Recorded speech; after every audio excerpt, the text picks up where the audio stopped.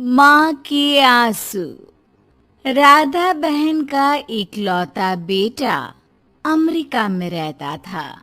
एक दिन राधा बहन का किराएदार कहता है, अरे माँ जी, अकेली बैठी रहती हैं, बेटे के पास क्यों नहीं चली जाती? अरे कैसे चली जाऊं, नई नई शादी हुई है। अभी तो थोड़ा बहू के साथ समय बिताएगा, तभी तो दोनों के बीच समझ बढ़ेगी ना। अरे कैसी बात कर रही हैं माँ जी? समझ बढ़ाने के लिए 5 साल काफी होते हैं। 5 साल की शादी को कोई नई शादी नहीं कहता। हाँ वो तो है। आया था पिछले साल उसका फोन, पूछ रहा था कैसी हो, पर अब तो काफी साल हो गए, कोई फोन भी नहीं आता। तभी फोन की बेल बजती है। लो, 100 साल की उम्र है, आ गया मेरे मयंक का फोन। अच्छा, कैसे पता कि ये फोन उसी का है? अरे कैसे पता नहीं चलेगा, माँ हूँ मैं। अरे रहने दो माँ जी, 1 साल से जिसका फोन नहीं आएगा वो अब क्या करेगा? होता भी वही है, फोन पर मयंक है। कैसी हो माँ? अरे बेटा, तेरी आवाज सुन ली, अब तो मौत भी क्यों ना आ जाए, बहुत याद आती है बेटा। माँ मैं वो ऑफिस में था। अच्छा माँ, वो रीना बोल रही थी कि तुम अकेली रहती हो इंडिया में, वो ठीक नहीं है। अब बुजुर्ग भी तो हो रही हो, अकेले पकाना खिलाना। वो चाह रही है कि अब तुम यहीं आ जाओ, हम लोग साथ रहते हैं ना। राधा बहन की आंख से पानी गिरने लगता है, वो कुछ नहीं बोल पाती। माँ, हेलो, सुन रही हो ना माँ? हाँ बेटा, तेरे साथ रहूंगी, सुबह शाम तुझे देखूंगी, और क्या जीवन में है तेरे पापा के जाने के बाद। तभी बीच में बेटा माँ को रोक देता है। हाँ हाँ ठीक है माँ, तो मैं आता हूँ अगले हफ्ते तुम्हें लेने के लिए। राधा बहन को तो मानो बुढ़ापे में किसी ने पंख दे दिए हो, उड़ी जा रही थी पूरे मोहल्ले में। अरे वो मयंक आ रहा है, अब तो अमेरिका जा रही हूँ मैं, वहीं रहूंगी। अच्छा है मौसी, आपका जीवन देखकर तो मुझे भी रोना आ जाता था। कोई बात नहीं मौसी, देर से ही सही सब अच्छा होने वाला है अब। राधा बहन दौड़ दौड़ कर सामान ला रही थी। अरे इतना सामान तो 2 साल में भी कभी नहीं खरीदा, जो 2 दिन में लिए जा रही हो मौसी। अरे बेटा आ रहा है ना अमेरिका से।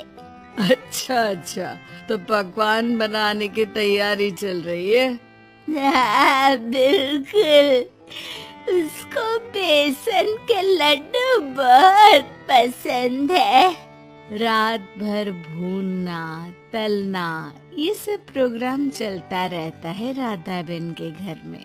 और फिर वो दिन भी आ जाता है जब बेटा घर आता है। कौन? माँ, मैं मयंक। ये घर का क्या हाल बना रखा है, न सफाई न धुलाई, कैसा लग रहा है ये घर? घर तो ऐसा ही था बेटा, हमेशा से, बस तू थोड़ा कमजोर लग रहा है। क्या हुआ बेटा? ये कमजोर नहीं, फिट होता है माँ। वैसे और बता, क्या हाल है तेरे? बेटे के मुंह से हाल पूछने का अंदाज भले ही फॉर्मेलिटी वाला हो, लेकिन राधा बहन की आंख फिर भर आती है। अरे यार, ये तुम्हारी हर बात पर रोने की आदत न जाने कब जाकर खत्म होगी। सही कहती है रीना तुम्हारे लिए। रीना बहू क्या कहती है मेरे लिए? यही के बस यही एक आदत है तुम्हारी माँ की, इमोशनल ब्लैकमेल। अरे यार, अब इसमें रोने की क्या बात है? ना कुछ नहीं, बहुत दिन बाद तो घर आया ना तो क्या रोएगी? हाँ, क्यों? अच्छा ये ले, तेरे लिए रात भर बैठकर ये बेसन के लड्डू बनाए हैं। और ये अचार तुझे बहुत पसंद है ना? पसंद है नहीं माँ, पसंद थे। अब तो फिटनेस के लिए ये सारी फालतू चीजें मैं खाता भी नहीं हूँ। ये फालतू चीजें खाकर ही तो तू बड़ा हुआ है बेटा। अब रहने दे माँ, क्या क्या खिलाकर बड़ा किया है, मुंह मत खुलवा। कौन देशी घी में शक्कर डालकर पराठे के साथ खाता है? वो तो तुझे पसंद थे ना बेटा, तभी तो बनाती थी, नहीं बनाती थी तो रोता था तू। अरे तो रोने देती ना माँ, अब सारी समस्या उसी खाने से है शरीर में। वो तो भला हो रीना का, जो हेल्दी डाइट देकर सब मेंटेन कर रही है। राधा बहन बेटे की आने की खुशी में इतनी दीवानी थी कि उसे बेटे के बात का अंदाज और लहजा समझ में नहीं आ रहा था। अच्छा रुक, पालक वाली दाल बना देती हूँ। रहने दे माँ, मैं होटल से ऑर्डर कर देता हूँ। इतने साल बाद होटल का खाना? माँ के खाने की याद नहीं आती थी? अरे माँ, फिर इमोशनल डायलॉग, प्लीज माँ। अच्छा सुन, बहुत कम वक्त है हम लोगों के पास, जल्दी जल्दी सारी पैकिंग कर ले। और हाँ, इस घर को बेचना होगा। कैसी बात कर रहा है? तेरे पापा और मैंने एक एक पाई जोड़कर इस मकान को बनाया था। हाँ, पर तू जा रही है ना, फिर कौन मेंटेन करेगा? कैसे क्या होगा माँ? मैं तो अब इंडिया आऊंगा भी नहीं। बेटा तो सो जाता है, लेकिन माँ घर का एक एक कोना घूम घूम कर देखती है। सही बात है, क्यों मोह माया जोड़ रही हूँ मैं इस घर से? आखिर बेटे के साथ रहना ही तो होता है हर माँ बाप को, लेकिन इनकी यादें हर एक कोने में है।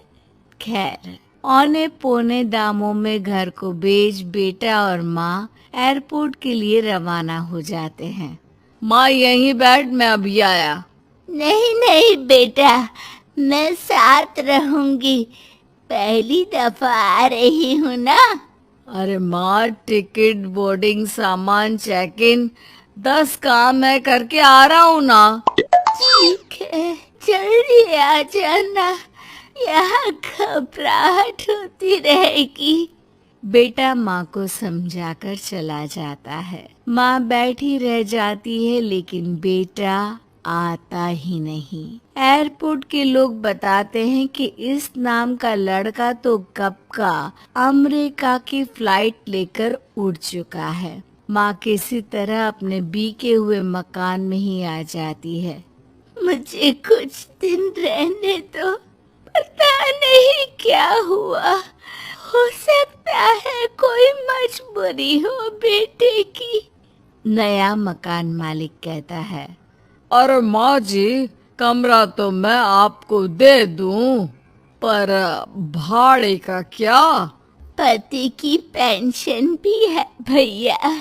ठीक है, आप आराम से रहिए, लेकिन एक बात बताइए, आप किसी रिश्तेदार के घर क्यों नहीं चली जाती? अरे कैसी बात कर रहे हैं आप?